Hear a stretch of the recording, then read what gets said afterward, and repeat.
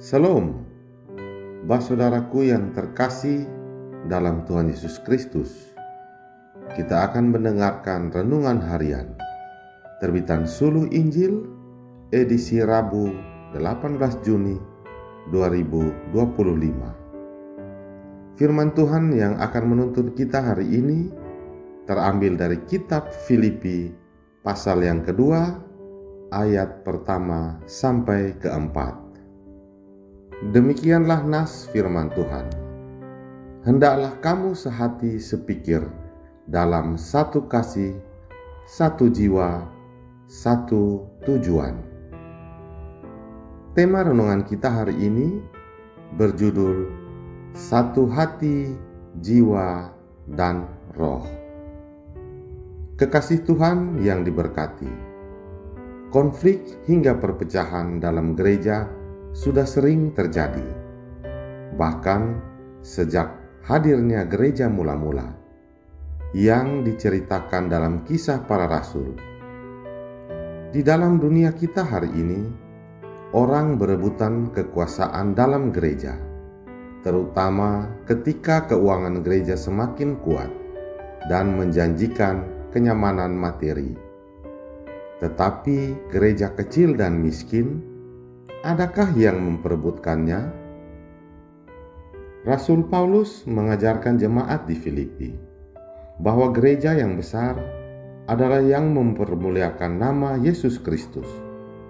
Faktanya di gereja Filipi, keutamaan diri sendiri yang dikejar, ambisi kekuasaan mengalahkan relasi persaudaraan. Pelayanan gereja menjadi panggung membesarkan nama dan kehormatan bagi diri sendiri. Tidak ada tempat kehormatan bagi Kristus, apalagi bagi sesama saudara. Yang terjadi di Filipi, ada yang menolak dinasihati oleh sesamanya, menolak mendengar dan diisi oleh sesamanya.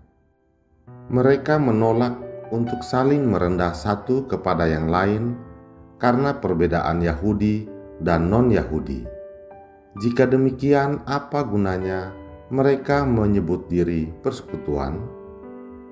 Dalam situasi inilah Rasul Paulus menasihatkan jemaat agar kembali bersatu hati dan jiwa di dalam satu roh dan satu kasih Kristus. Umat Allah sudah mengalami kehadiran Roh Kudus yang mengajarkan tentang kasih Allah di dalam Yesus Kristus. Allah telah berkenan menarik orang yang berbeda-beda, bahkan yang sebelumnya tidak percaya, masuk ke dalam persekutuan dengan Kristus. Jangan ada yang merasa dirinya lebih utama dari yang lain. Semuanya sama di hadapan Allah. Bahkan Yesus Kristus sendiri merendahkan dirinya demi kita dan demi kemuliaan Allah Bapa. Karena itu, Kristuslah satu-satunya yang mesti diutamakan di dalam gereja, bukan Paulus dan figur siapapun. Konflik dan perpecahan dalam persekutuan gereja di sepanjang sejarah adalah realitas yang menyadarkan kita untuk hidup dengan roh kerendahan hati seperti Kristus. Kerendahan hati mendorong orang untuk mengutamakan orang lain tanpa merasa kehilangan kehormatan. Inilah kedewasaan rohani yang dibutuhkan demi menopang persekutuan yang bernama gereja.